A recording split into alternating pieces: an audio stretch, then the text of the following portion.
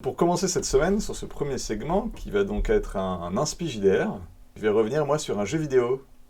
Un jeu vidéo qui est sorti en novembre-décembre de l'année dernière, donc c'est assez récent, c'est un jeu vidéo qui a 3 mois. Ce jeu de vidéo s'appelle Marvel Midnight Sun. Moi j'ai bien rigolé parce que effectivement t'aimes pas le spandex, les collants, les machins. Et surtout, alors, il y a eu 2 phases de maths sur le Discord qu'on a avec la Burst Team. C'est je me pose vraiment la question de Marvel Midnight Sun parce que ça a l'air cool quand même le système de jeu, mais c'est des super-héros, ça va être nul, ils ont des collants, ils font de l'humour nul. Blablabla. Puis après, et il a fini par dire bon, vas-y, j'ai craqué, je l'ai acheté, et paf, il dit Marvel Midnight Sun, mais il y a trop d'idées de fou. Déjà, effectivement, c'est du Marvel, et donc j'y allais un peu à reculons. Mais c'est Firaxis qui a fait ce jeu. Firaxis, c'est qui? C'est XCOM. Et pour le coup, je suis un gros fan de XCOM, et moi, on me parle de tactical RPG, il y a une partie de moi qui fait voilà, et qui ondule comme ça. Et puis, on m'a dit que quand même, Firaxis avait poussé au paroxysme le tactical RPG dans Midnight Sun, et j'ai fait, allez, bon. Il se trouve qu'il y avait des promos en plus, bref. Je l'ai acheté en me disant tant pis, je vais serrer les dents sur les Marveleries et je vais kiffer le tactical. Profiter de la mécanique. Eh bien, pour moi, ce jeu est un carton plein et j'aime tout dans le jeu. Donc, comme quoi, malgré la Marvelerie. Donc, déjà, c'est de la Marvelerie des comics book plus que des films. Moi, j'y suis allé en me disant les Marvel, c'est de la fantasy, en fait. C'est du contemporain fantastique. C'est de la fantasy. Bah oui. Et le fait que ton avatar, en fait, soit un vieux chevalier ou une vieille chevalière, d'ailleurs, parce que tu choisis le sexe de ton personnage, en gros, qui chassait les démons au Moyen-Âge et qui a été enterré et qu'on a déterré et qui continue à chasser les démons, donc avec un côté un peu vieille école du passé, chevalier.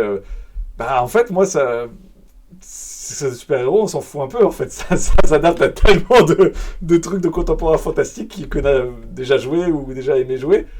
Ok, ils ont des spandex, etc. Mais donc, bref. Et c'est très. Mais finalement, les super-héros, c'est les magiciens des temps modernes, non? Bah, mais en plus, c'est ça. T'es avec comment il s'appelle, Doctor Strange. T'as plein de personnages comme ça qui font de la magie. Tu joues avec Captain Marvel qui ressemble à un Saiyan quand même. Je veux dire, bon, quand elle fait, elle lâche de l'énergie, tout. Les 2 fanbase, tu vas nous les hérisser, bravo. Et, en tout cas, quand je me suis dit c'est de la fantasy au sens fantaisiste et fantastique, bah, c'est passé beaucoup mieux pour moi. Et en fait, qu'est-ce que je vous parle de tout ça, c'est formidable, mais quel rapport avec le jeu de rôle? Eh ben, ouais. Oui, bah, tu n'as quel rapport avec le jeu de rôle? Eh ben, en fait, il y en a beaucoup. Parce que ce jeu, je trouve, est une mine d'inspiration de ouf pour le jeu de rôle. Et pour le comprendre, il faut parler de la boucle de gameplay. Il y a une boucle de gameplay dans le jeu que je trouve super bien pensée. Et chaque boucle de gameplay, enfin surtout 2, sont vachement inspirantes. La boucle de gameplay, c'est le jour. En fait, tu as une base. Donc, tu es dans une abbaye, c'est une base, c'est là où il y a les Midnight Sun, vous vivez là-dedans, c'est un monde parallèle, c'est une sorte de poche interdimensionnelle dans laquelle vous êtes. Et quand il y a des problèmes dans le monde, on ouvre un portail, vous vous téléportez et vous allez bâcher.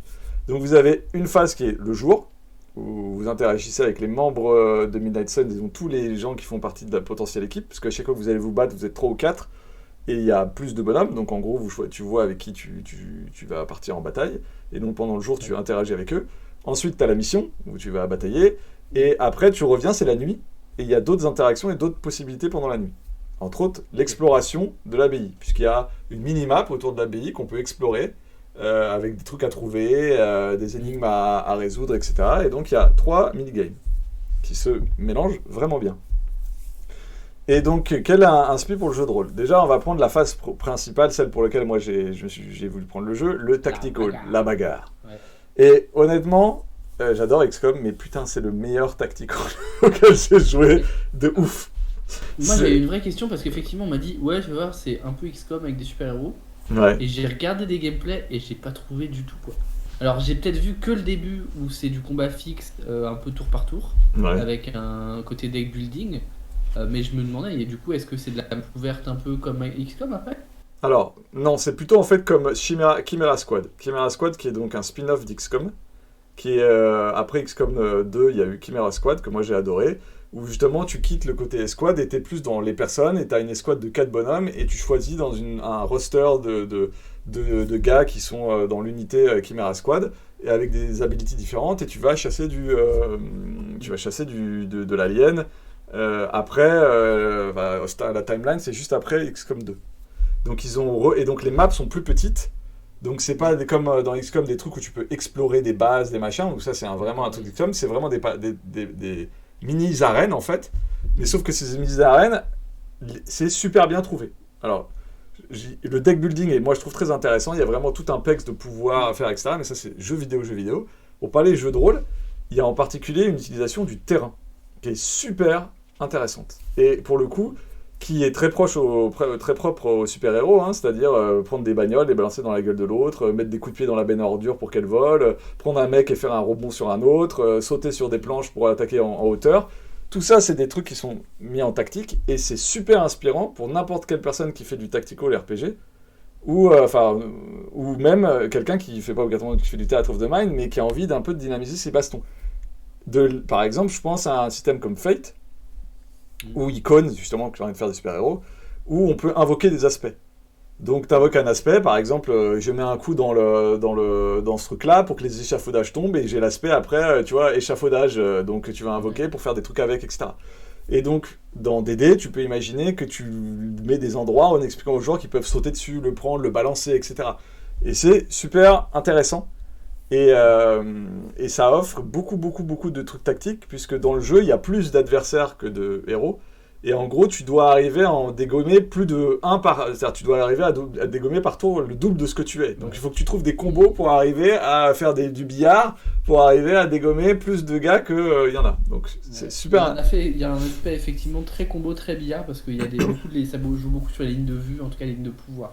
Voilà. Ce que j'avais vu, ouais.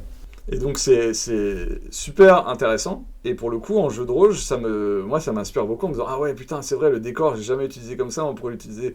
Il faudrait en fait, quand tu designes une map, donner plein d'indices de tout ce qui est utilisable dans le décor pour faire des trucs autres que juste je mets devant, je tape quoi.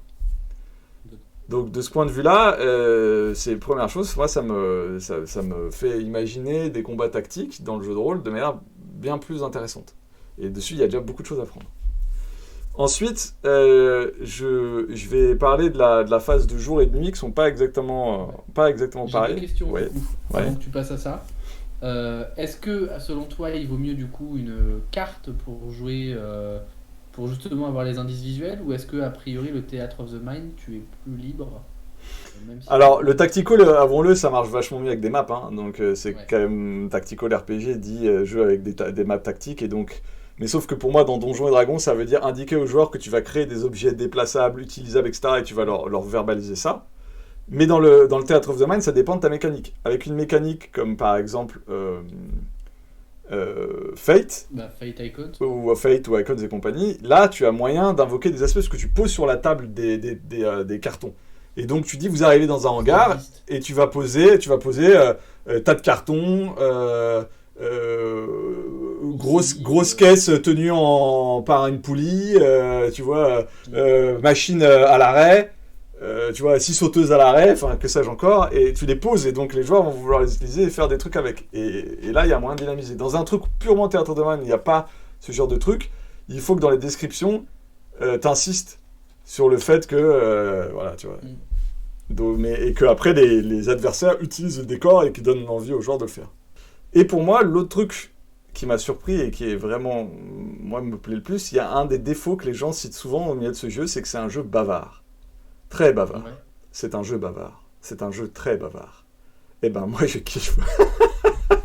et donc, tu passes ton temps, en fait, à interagir avec eux, à leur poser des questions, et ça a une influence gameplay très forte. Parce qu'en gros, quand tu augmentes tes liens d'amitié avec eux, tu vas gagner de nouvelles cartes, voire tu vas gagner des cartes combo, et donc tu vas pouvoir mieux faire tes missions.